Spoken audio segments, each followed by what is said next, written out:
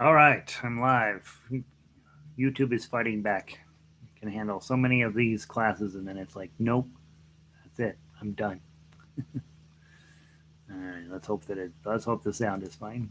I'm gonna go post this on our website, and if you are finding this recording, you should know everything's at jollyrogerukulele.com. That's where I post all the sheet music and everything you're gonna need to make this broadcast meaningful to you. And momentarily here, we'll have a bunch of folks wandering in. We start at 5 minutes after. It's 2:01 right now, so we'll start the class in 4 minutes. So if you want to fast forward through the loading people into the class, that makes sense to me. And today we're working on the major scales in baritone, or at least three of the major scales that you will need as a baritone player. And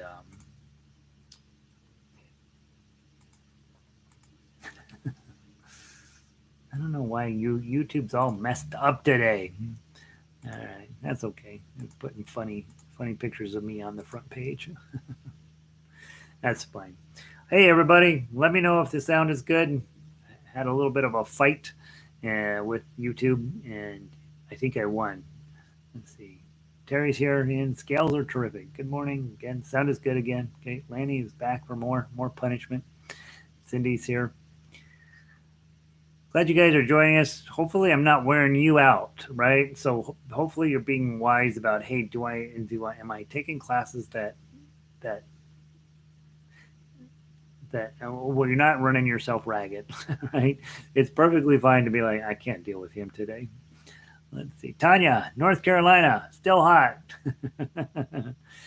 I What did I hear? North Carolina. I had some North Carolina news I was going to ask you about. Shoot, can't remember what it was. Um, Glad you're here, Tanya. Uh, Diane, time to stretch your fingers. I know, Diane. A little bit further than on the ukulele, right? That's something that you guys are playing both instruments are figuring out. Right hand, pretty much the same. Left hand, everything's far away.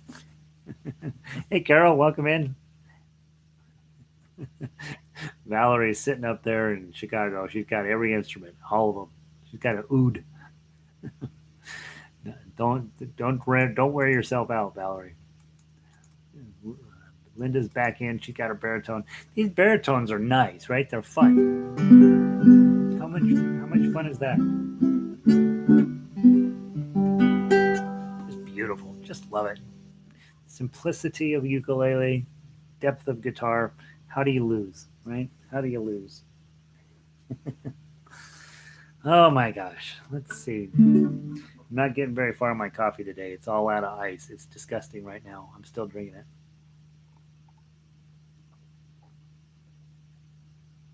I'm the guy. Well, I paid $3.23 for it. I'm going to drink it. Doesn't matter what it tastes like. Uh, Vic is on a roll. Vic, you're doing too much.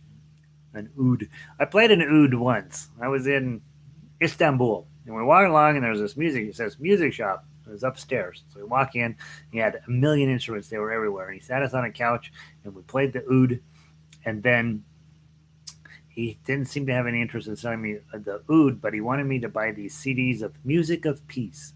And I said, you know what? What I'm going to do is we got to travel all through Bulgaria and Romania, and then when we come back, we're flying out of Istanbul. So I will stop here before we leave, and we'll pick everything up. And he said, okay. And so off we went to Bulgaria and Romania, and we got back. And I didn't realize it was Sunday or whatever. Whatever, I think it must have been Sunday. I think they take Sunday seriously, and they were closed. So we didn't get it. Let's see. Aloha, back from baritone. It's interesting, and let's talk about that, right? Classical guitar is one of those things where every human being on the planet wants to play, and 12 people can do it well. Okay, and so we should have this notion that when we play guitar, we know it's a work in progress. We know it's going to be hard. It's not near as much fun as we want it to be. Similar with piano, man, forever. I loved it, worked on it, turns out it wasn't as much fun as I wanted it to be. Never got quite as good as I wanted it to be. Got okay, but on these some of these major world class instruments, when we watch world class players use them, we end up comparing ourselves with them, and it's just not a good idea, right? Um, on the other hand, there are no world class baritone players, and so we have a shoot. We have the opportunity just to enjoy making music, and that's what we want to do. And you can put a whole lot of really beautiful stuff on this thing, and we're gonna us guys, us 11 of us, are gonna work on figuring out what songs we would like to put onto this. That we enjoy either from the classical guitar world or from the popular guitar world or from classical music in general or love songs or whatever. We're going to get to make those decisions. And this instrument actually, because we have a low string here, is very cooperative with putting other types of music on here. Ukulele, we end up with a little bit of a problem because we only have an octave and a half. But you guys have a good solid 2 octaves on this bad boy, and so it's easier to fit almost all music onto it. So as we go along, and you guys say, "Hey, I have this song from my classical guitar days. Can we maybe think about putting that one on ukulele?" Heck yeah, we can absolutely do some of that stuff. Uh, yeah, Julian Bream died last week. And those of you guys who don't know, he was a very fine classical guitar player. Really did a lot of groundbreaking work for classical guitar.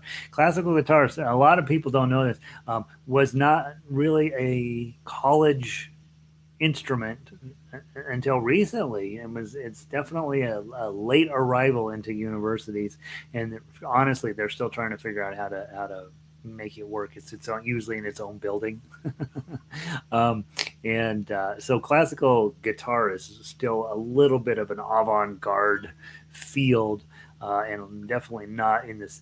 They've taken clarinet seriously for hundreds of years. That clarinet's a big deal at the university. Classical guitar is now becoming more and more popular. You're never going to see ukulele at that level, except maybe possibly if I get enough of people trained properly, they might think about it as a teaching tool. But classical guitar is still in one of those evolving fields where people that are doing it now are making a difference. It's not until you get to Segovia, who has been in recent years, that you get really this level of academic excellence associated with guitar. So, yeah, Julian Bream hitting the road is a loss for the community. So, um, désolé, yeah, moi aussi. Hey, stop being French. Okay, let's be English. Talk English. Let's make sure you know how to play Frere Jacques. Grab Frere Jacques out first. We worked on this on Monday. I'm going to double check that things are going well for you. I'm going to scroll down and make sure I'm not lying to you. We began the week with what I think is the most important piece of music in Western civilization, Frere Jacques. You're going to play it one note at a time. You're going to play this. Okay, so remember, you're on your tablature. The string on the top is your string farthest away from your face. Let's play Frere Jacques together, nice and slow. Uh, the baritone ukulele was the instrument in my college in the 60s. Oh, isn't that fascinating? That's exciting. A lot of people had baritone ukuleles in college in the 60s. How fun. I did not aware of that. I have a friend who she's 93, and she's a big baritone ukulele advocate, and she used it as sort of a campfire sing along type thing back in the 50s. But I did not know that they had them in the colleges in the 60s. That's exciting. Cool, Tanya. Well, you're going back to your roots, right? Okay. I try not to remember my college days. Let's go and play Frere Jacques one note at a time. 1, 2, 3, 4. 0, 2, 4, 0, 0, 2, 4, 0, 4, 5, 7, 4, 5, 7. Fast. 7, 9, 7, 5, 4. Oh. 7, 9, 7, 5, 4. Oh. First string, second string, first string, first string, second string, first string. Okay, how'd we do? Hopefully pretty well. Let's do it one more time. Let's make sure we know what we're doing on this. Then we'll scrum it, Then we're going to play some scales, and then we'll finish up with the little book. Okay, from the top, 1, 2, 3, 4. 0, 0, 0, 2, 4, 0, 0, 4, 5, 7, 4, 5, 7, 7, 9, 7, 5, 4.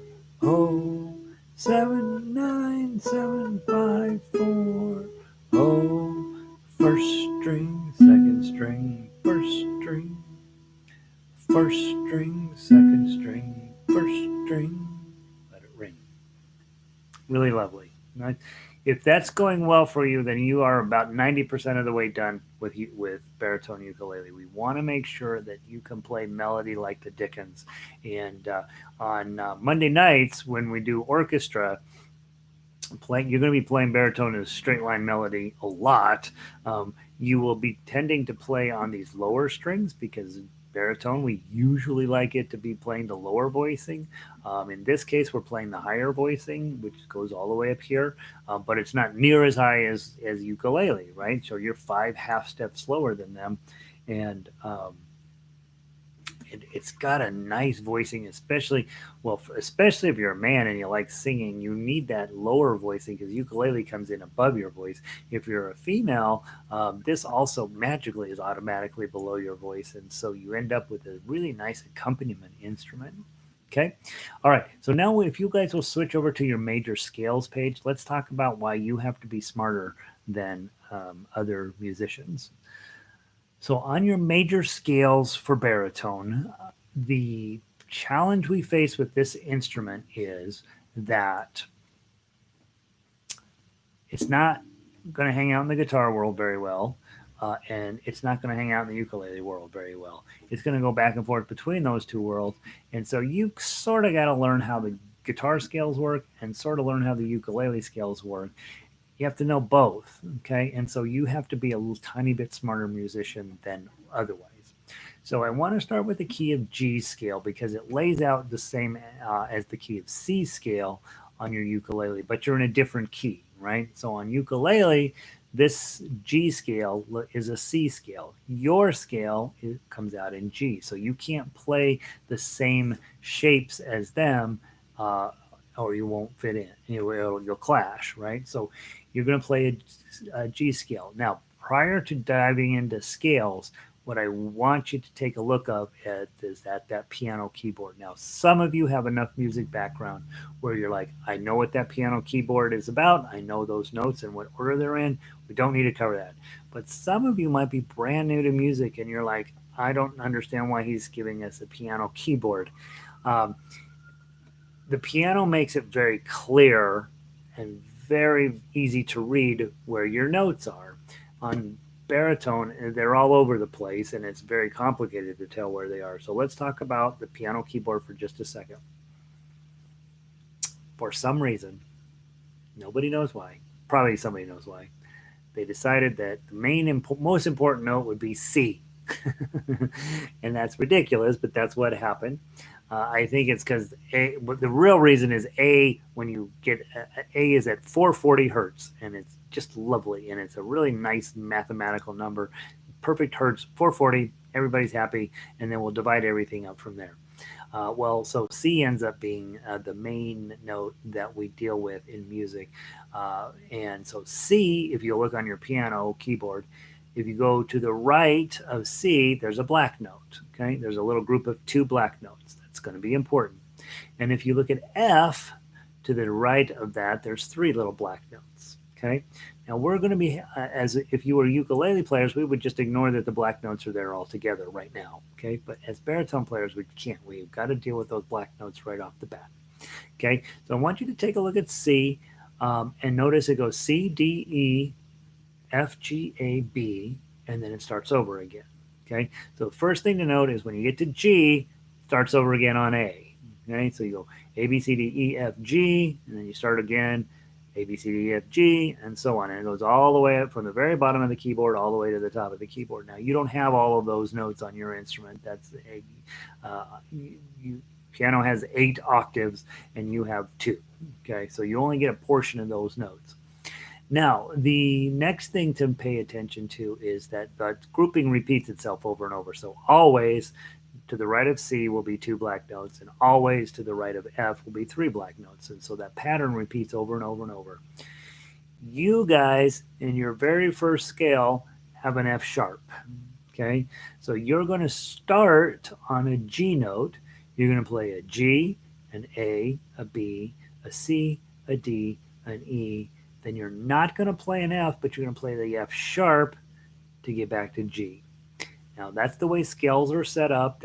That's just what you got to deal with, is that there are certain notes you add in and certain notes you kick out. It's a mathematical relationship. All the scales have the same mathematical relationship, but depending on which note you start on will determine which of the black keys you have to include in yours. If you look down at the key of C scale, down your third scale down on your page, there are no sharps and flats in there. And so that's what we teach ukulele players, because their instrument is tuned in the key of C. Yours is not tuned. Yours is tuned to the key of G, and so we put off the key of C scale for you guys for a little bit while we do some other stuff. The problem with key of G is there's an F sharp in it, and so when you get down to here, that's going to be an F sharp instead of an F. Okay, it's not a problem. It's just something you have to start to get comfy with and start to have to know. Okay, and in order to get to know that, you have to memorize the way the arrangement looks like on the piano keyboard, and that will help explain what goes on your uh, baritone fretboard. Now, that's a very complicated and roundabout way of saying we're going to play the key of G scale. There's going to be an F sharp in there. You're not going to care because you're going to play the tablature. Okay, up above on the standard notation line, it shows the dots there: G, A, B, C, D, E, F sharp, G. Those notes are all they look all like very friendly little dots on the piece of paper. They're perfectly friendly until you find out that pound sign way over on the left side is in charge of that dot way over next to the end on the F. And so all of a sudden you're like, you mean that little pound sign over there affects that note way over there? Yeah, it does. And so that's one of the not good things about standard notation, is that you've got to spend a lot of time remembering stuff as you're playing along. Tablature, not so much. Tablature says play a 2, you play a 2. Okay, so there's a huge advantage in playing tablatures. You really don't care what sharps and flats. As a musician, you want to know, but as a baritone player, as a tablature reader, you probably don't necessarily need to spend a lot of time worrying about it. Okay, so let's play this key of G scale. Okay, and remember, if you're new to tablature, remember it's upside down. So you will probably, if you're hitting the wrong notes or hitting the wrong strings, just hold your baritone upside down, look at it, and it lines up exactly. The top string here is now the top string on your paper, and then you flip it over upside down. So it's right on the paper. Your baritone's upside down. Okay, we're going to play the third string, 0 open, and then the next note is a 2 on that same string. Okay, so you're playing G, A, G, A, G, A, G, A, G, A. The next 3 notes are on the second string. It's B, C, and D. O, 1, 3, B, C, D, B, C, D, O, 1, 3. And then your last 3 notes are 0, 2, 3. That's E, F sharp, and G. E, F sharp, G, E, F sharp, G, 0, 2, 3. Okay. Now we're going to combine all those ideas. So we're going to play 0, 2, and then we're going to play 0, 1, 3, and then we'll play 0, 2, 3.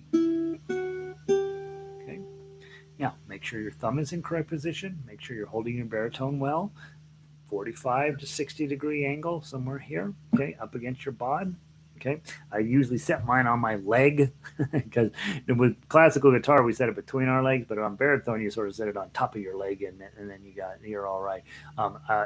We hopefully talked about wearing a strap is going to be a real good idea. So getting a strap on your baritone is a great idea. Let's play from the bottom to the top. One, two, three, four. Oh, two, oh, one, three. Oh, two, three. Let's do it again. Start at the bottom. Go. Oh, two, oh, one, three. Oh, two, three. Let's do it again. Go. Oh, two, oh, one, three. Oh, two, three. One more time from the bottom. Go. Oh, two, oh, one, three. Oh, two, three. I kind of like this because I can actually sing the notes when I teach ukulele. This exact same thing. I can't get to that high C. You're in G, so I'm okay. Now let's go backward. Okay, so you're going to start on the right side and read back. Okay, start with your three, three, then a two, two, open. Oh, then another three, three, one, open. Oh, two, two, oh. Start from the top again. High three, go. Three, two, oh, three, one, oh, two, oh. Tired. All right. Now, let's go from the bottom to the top and then back. Okay? When you get to the top, don't play the three twice. Just hit it once and then turn around and immediately go back. From the bottom to the top and back. One, two, ready, play. Oh, two, oh, one, three, oh, two, three, two, oh, three, one, oh, two, oh.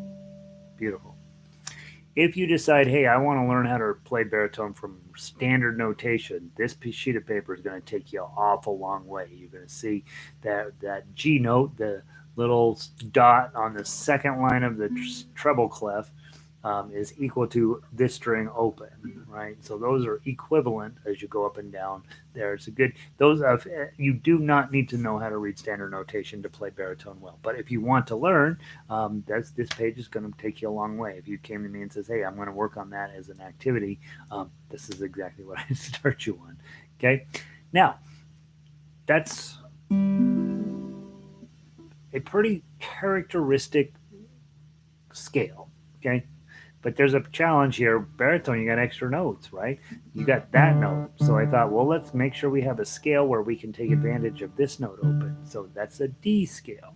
Okay. Notice on the key of D scale, there's two hashtags or two pound signs or two sharps on here. So all of every time you play an F, it has to be an F sharp. And every time you play a C, it has to be a C sharp. Okay. Again, as a tablature player, you don't care, but as if you are going to be reading notes, you got to know that.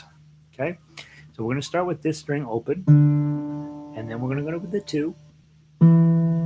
Important thing here: this four. You are not allowed to play fours with your ring finger. Okay, I will tell you, I played fours with my ring finger forever, and it really held me back. When you see a four, you are playing with your pinky. You will hate it. Your pinky will hate it. Everybody, your tone won't be as good until you finally get over the fact that you got to get him tough. He's going to have to be doing a job. And so fours are pinky. Fours are pinky. Fours are pinky. Fours are pinky. Fours are pinky. That's the lesson for today. Okay. When you see a four, you got to play with your pinky. Forever I played them with my ring, which what does it do? It pulls your whole hand out of position and you're going to miss the next note or the note after that. Okay? So when you see a four, you play with your pinky. Let's play those three notes again. 0, 2, 4, 0, 2, 4, 0, 2, 4. What you're really playing is D, E, F sharp, D, E, F sharp, D, E, F sharp. Okay, next string is 0, 2, G, A, 0, 2, 0, 2, 0, 2, and then 0, 2, 3 are your next notes on the second string. B, C sharp, D, B, C sharp, D, B, C sharp, D, O, 2, 3. Okay, so let's take just from the bottom to the top first. Okay, so key of D scale 1, 2, 3, 4. 0, 2, 4, 0, 2, 0, 2, 3. Okay, hopefully that's going well. Notice all those notes feel like they go together. They sound right. They sound like something you've done before. They sound like music. Okay, and that's because they all go together. Everybody's happy. It's really pretty. Okay, from the bottom, 1, 2, 3, 4. O, 2, 4, O, 2, O, 2, 3. Okay, ready? We're going to go all the way from the bottom to the top, turn around, go right back to the bottom. We'll do that twice. Okay, from the bottom, 1, 2, 3, 4. 0, 2, 4, 0, 2, 0, 2, 3, 2, O, 2, O, 4, 2, O. Let's do it again. Go. O, 2, 4, O, 2, O, 2, 3, 2, O, 2, O, 4, 2, O. Okay. O. It's below my voice.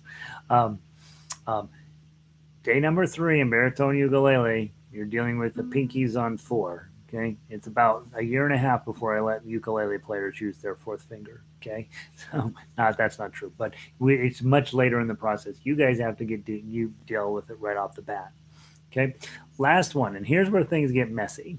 Okay, so much of the work that you guys will end up doing, if you're a soloist, you will probably avoid playing in the key of C because there's all sorts of ugly stuff that goes along with it in the tuning that we are in. You're going to play a lot more in G and D than you and A, honestly, than you're going to play in C if you're a soloist. But the truth is, being a soloist is only great until you realize they're not calling you up and asking you to come play with the Berlin Symphony, right? I always say Berlin Philharmonic. I don't know why I changed it to symphony. What you find out with baritone is that it's so much more fun to go play with other people. And a lot of times, those guys, especially if they're ukulele players, are hanging around. They're going to want to play in the key of C a lot, and this is not really set up that well for the key of C. But you still got to know how to do it. And the cool part about it is now you get to go from first position to fifth position right off the bat. Okay, so in the key of C, it's C, D, E, F, G, A, B, C. There are no sharps or flats. Okay, so all of the notes are pure. Okay, and really, all notes are pure. It's just some have more complicated names than others. Uh, when we look at the key of C scale, you're going to start on a C. Here on 1, and then a 3. Okay, so you're on the second string. C, D, C, D, C, D, C, D, C, D. Then you're going to do a 1, 3 on the first string. E, F, G, E, F, G, E, F, G, E, F, G, E, F, G. And then the exciting part is you get to turn into Slash from Guns N' Roses already.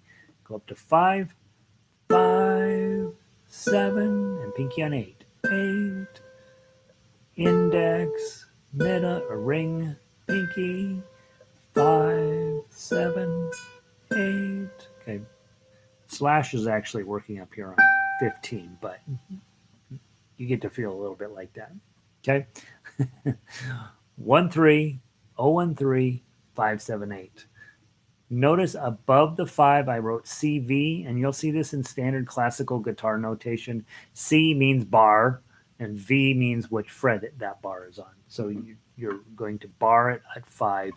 Since we're only playing on the first string, we're not going to use a full bar, but you could full bar, ring, pinky, but you don't need to here, right? Bar, ring, pinky. So you'll see that on guitar notation a lot. CV, and that means put a bar on the 5th fret.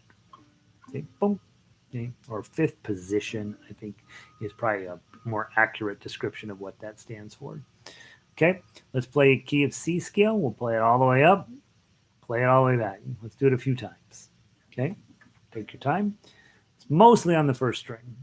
1, 2, ready, play. 1, 3, oh, 1, 3, 5, 7, 8, 7, 5, 3, 1, oh, 3, 1. Let's go from the bottom again. Go. 1, 3, oh, 1, 3, 5, 7, 8, 7, 5, 3, 1, oh, 3, 1. One more time from the bottom. Go. 1, 3, oh, 1, 3, 5, 7, 8, 7, 5, 3, 1, oh, 3, 1. Doesn't that sound nice? Okay. So what do you do with scales? Once you've got them underhand, what are they good for? Why do you even waste your time on them? One, primarily they make great warm-ups. Okay, you're going to just play your scales. Ukulele, I give them 1. You guys, you have to have 3 in order for your take full advantage of your instrument here, and to get you ready for playing with other people. We talk a lot about playing with other people. Maybe you will, maybe you won't. If you don't, you've got a much higher likelihood you're going to quit. Okay, and so getting a group of people that you like to hang out with and play music with is going to keep you in the game better than just gutting it out on your own. Um, what I would do with these two things, if I'm getting ready to play, I'm like, all right, I gotta do whatever I'm going to do today. I want to warm up with my scales. Let's do a G scale, ready, and let's do it together. Okay, kind of fast. Go all the way up and all the way back. Let's play a G scale. 1, 2, 3, 4. O 2 O 1 3 O 2 3 2 O 3 1 O 2 O. Good. Let's play the D scale. 1, 2, ready, play. O 2 4 O 2 O 2 3 2 O 2 O 4 2 O. All right, let's play a C scale from the top, from the bottom. Ready, play. 1 3 oh 1 3 5 7 8 5 3 1 oh 3 1. Okay, now I feel like I've got these guys warmed up a little bit. So that's the important thing. Second thing is you get where you start to, your fingers start to understand the relationship between what notes go together and which ones don't necessarily. And they'll just start to fall into habits, and really those habits are going to be very helpful to you.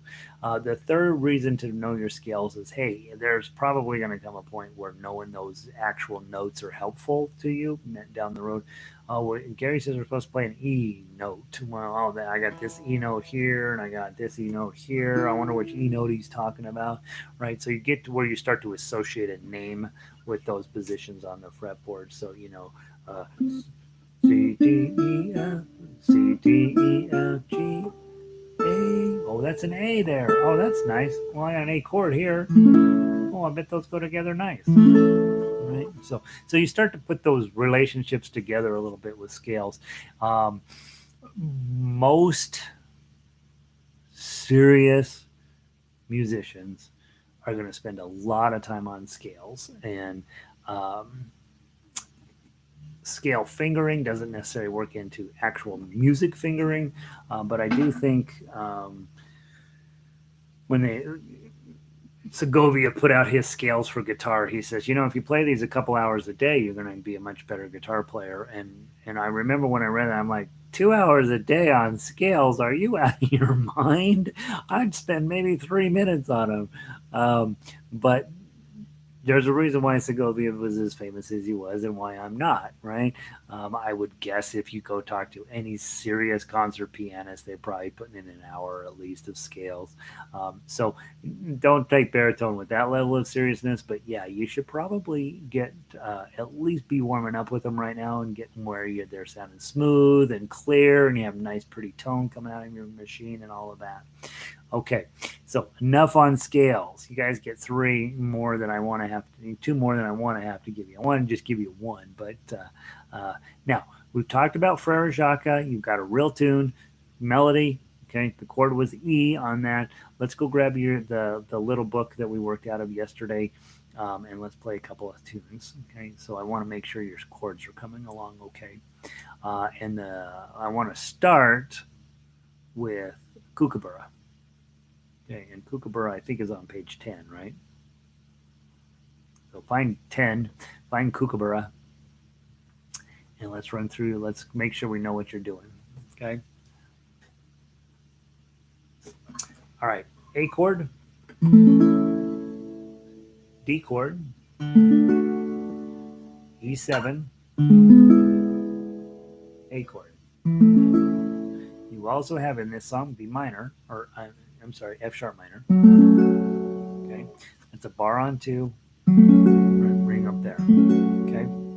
Now, one of the things that I do when I'm putting a song together is like, I don't necessarily know if I care what the names of the chords are. I just need to know that this shape, this shape, this shape, and this shape are in this song. Okay. And I think a lot of times, especially as we move forward, we're going to spend a little bit less time worrying about what the names of shapes are and really thinking about what kind of shapes that you have to create to get the music out. And that's particularly true as we move from baritone to guitar. If you do that, and again, I'm not recommending you do that, but you can. In guitar, very often I'm playing shapes that I have no idea what the name of the chord is because I don't care. I care this shape is happening now. If you go to college, they teach you how to name all of name sound, right? That's what they do in academia. But you don't have to. As a folk musician or as an amateur musician, you just need to know, hey, that shape, it goes to that shape, goes to this shape, and goes to this shape, and then comes back. Okay. Um, Linda says I associated the scale pattern between tenor and baritone. Now I'm trying to say baritone notes out loud. Yeah, right. So I'd say